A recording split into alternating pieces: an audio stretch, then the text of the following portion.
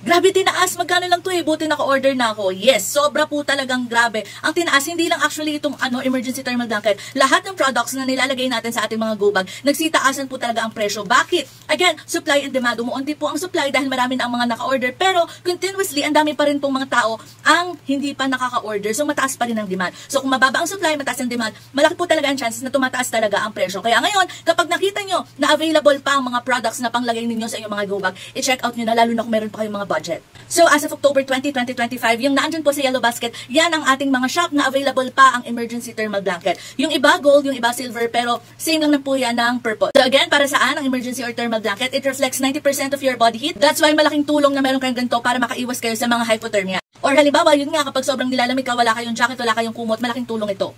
Ano pa, pero pa doon, kapag kayo ay kailangan nyo ng maghingi ng tulong, ng rescue, tapos wala kayong mga reflective vest and all, pwede din itong mag-serve as your reflective vest. Paano? Kapag ang mga rescuers ay merong dalang flashlight, lalo na kung gabi, pag yan ay natabaan ng ilaw nila, ayan, nagre-reflect po ang ilaw. That's why malaking tulong na dapat ay meron po kayong emergency or thermal blanket. So ilalagay ko sa Yellow Basket ang mga available shop as of October 20, 2025. So baka lalo pang tumaas pag tumagal.